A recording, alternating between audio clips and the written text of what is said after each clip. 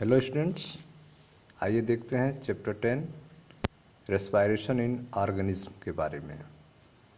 Respiration इन organism जीवों में श्वसन के बारे में इस चैप्टर में आपको बताया जाएगा। तो आइए सबसे पहले इसकी पहली टॉपिक हम लोग पढ़ा जाए रेस्पायरेशन के बारे में। रेस्पायरेशन क्या होता है, श्वसन क्या होता है, इसको हम लोग समझें। You have already learned that energy is released from digested food through the process of respiration. आप पहले से यह जानते हैं, आप पहले यह पढ़ चुके हैं कि एनर्जी जो है वह डाइजेस्टेड फूड मटेरियल से रेस्पायरेशन प्रोसेस के थ्रू रिलीज होती है।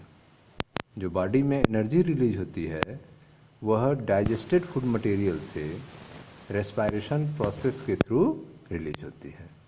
During this process the nutrients of the digested food react with oxygen in the body cell to release energy. Respiration process में जो न्यूट्रिएंट्स होते हैं वे ऑक्सीजन से, डाइजेस्टेड फूड मटेरियल के न्यूट्रिएंट्स जो हैं वे ऑक्सीजन से बॉडी सेल के अंदर रिएक्ट करते हैं। रिएक्शन होता है जिससे एनर्जी रिलीज होती है। This reaction with oxygen is called oxidation. यह जो रिएक्शन ऑक्सीजन की उपस्थिति में हो रहा है इस रिएक्शन को ऑक्सीडेशन कहते हैं। This reaction with oxygen is called oxidation. A process in living organism involving the production of energy, typically with the intake oxygen and the release of carbon dioxide from the oxidation of complex organic substance is called respiration. तो आप देख रहे हैं कि living जो organism हैं उनमें जो एनर्जी प्रोडक्शन का प्रोसेस है वह एक टिपिकली प्रोसेस है। इसमें ऑक्सीजन यूज होता है, ऑक्सीजन लिया जाता है, कार्बन डाइऑक्साइड जो है रिलीज होता है। कॉम्प्लेक्स ऑर्गेनिक सब्सटेंस के ऑक्सीडेशन से, जिस प्रोसेस को रेस्पायरेशन कहा जाता है। रेस्पायरेशन प्रोसेस में कॉम्प्लेक्स ऑर्गेनिक सब्सटेंस को ऑक्सीजन के हेल्प से तोड़ा जाता है जिसे ऑक्सीडेशन कहते हैं, और इस प्रोसेस में कार्बन डाइऑक्साइड बाहर निकलता है और एनर्जी रिलीज होती है। It is also called cellular respiration as it takes place in the cell. ठीक है, इसे सेलुलर रेस्पायरेशन भी कहते हैं और यह सेल के अंदर होता है। ठीक है, तो रेस्पायरेशन में आपने देखा कि you have already learned that energy is released from digested food through the process of respiration. आप ये पहले से पढ़ चुके हैं, आप ये पहले से जानते हैं कि एनर्जी जो है वह डाइजेस्टेड फूड मटेरियल, ठीक है, से निकलती है रेस्पायरेशन प्रोसेस के द्वारा। रेस्पायरेशन प्रोसेस के द्वारा डाइजेस्टेड फूड मटेरियल से एनर्जी रिलीज होती है। इस प्रक्रिया के दौरान डाइजेस्टेड फूड मटेरियल के जो न्यूट्रिएंट्स होते हैं वे बॉडी सेल के अंदर ऑक्सीजन से रिएक्ट करते हैं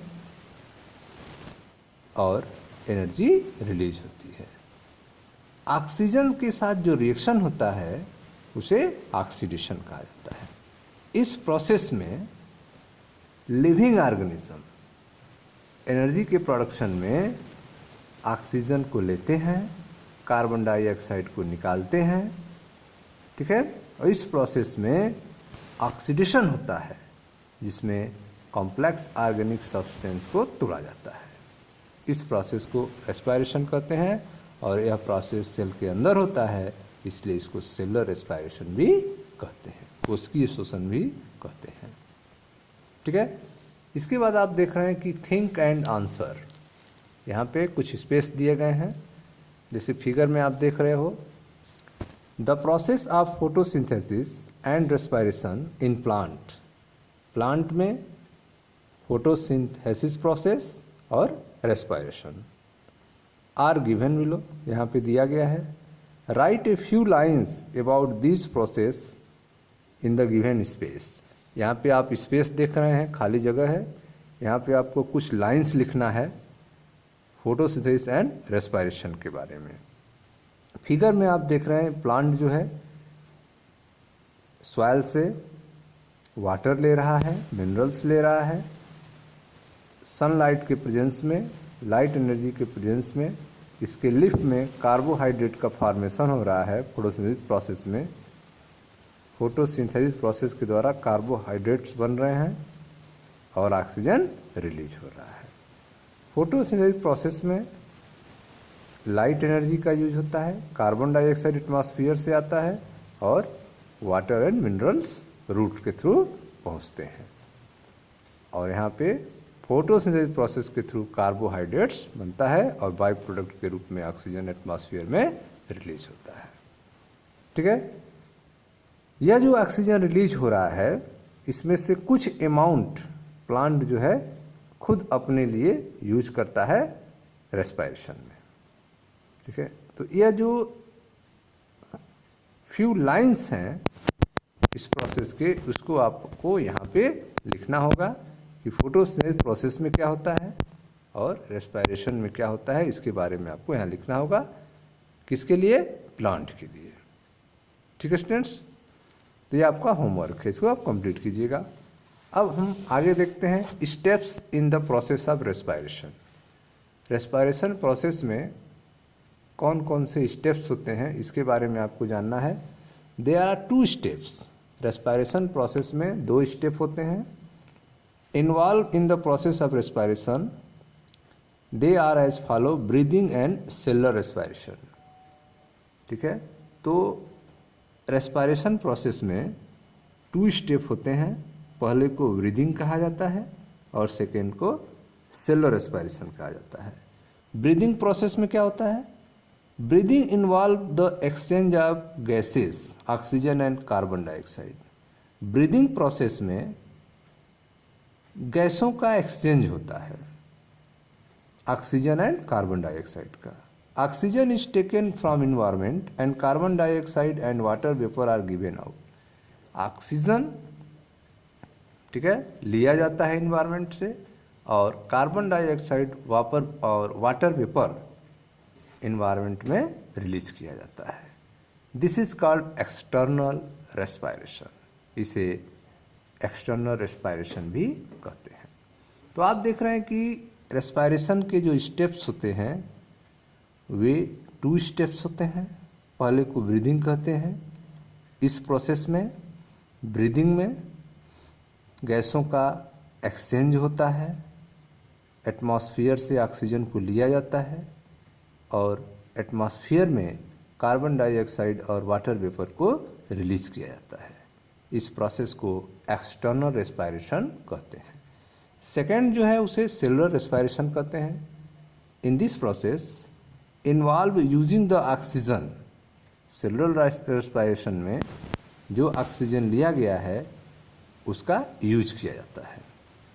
cellular respiration involve using the oxygen which is breathed into release energy in the cell. उस ऑक्सीजन का यूज जो है सेल के अंदर होता है और वहाँ से कार्बोहाइड्रेट्स जो होते हैं उनको तोड़ा जाता है सेल के अंदर और एनर्जी रिलीज होती है। तो cellular respiration involve using the oxygen which is breathe into release energy in the cell. Cellular respiration में सेल के अंदर ऑक्सीजन का यूज किया जाता है और एनर्जी रिलीज की जाती है। Carbon dioxide and water vapour are release as waste product in this process. इस प्रोसेस में कार्बन डाइऑक्साइड और वाटर वेपर जो हैं वेस्ट प्रोडक्ट के रूप में बाहर निकलते हैं। When air is breathe out by us. ठीक है, जब हम एयर को बाहर निकालते हैं तो उस एयर से कार्बन डाइऑक्साइड और वाटर वेपर बाहर निकल जाते हैं। This process is called internal respiration. इस प्रोसेस को इंटरनल रेस्पायरेशन कहा जाता है। ठीक है, तो आप देख रहे हैं कि सेलुलर रेस्पायरेशन में ऑक्सीजन का यूज सेल के अंदर किया जाता है और एनर्जी रिलीज होता है। कार्बन डाइऑक्साइड और वाटर वेपर जो हैं वेस्ट प्रोडक्ट के रूप में जब हम सांस छोड़ते हैं, जब ब्रीथ आउट करते हैं तो उसके थ्रू बाहर निकलते हैं। यह प्रोसेस इंटरनल रेस्पिरेशन कहलाता है और इसे एक केमिकल इक्वेशन के द्वारा हम रिप्रेजेंट कर सकते हैं। The chemical equation to show the reaction of respiration is as follow. Respiration का जो केमिकल रिएक्शन होता है उसको हम इस रूप में लिख सकते हैं। ग्लूकोज C6H12O6 जिसे ग्लूकोज कहते हैं, शुगर, यह ऑक्सीजन से रिएक्ट करेगा और carbon dioxide, water and energy बनेगा। तो carbon dioxide and water vapour जो है बाहर निकल जाएंगे, एनर्जी बॉडी यूज करेगा उसका। ठीक है स्टूडेंट्स, तो यह था आपका respiration and steps in the process of respiration के बारे में। ठीक है, मिलते हैं नेक्स्ट वीडियो में जहाँ हम लोग ब्रीदिंग इन ह्यूमन बीइंग के बारे में पढ़ेंगे। तब तक आप रिवाइज कीजिए। Thank you.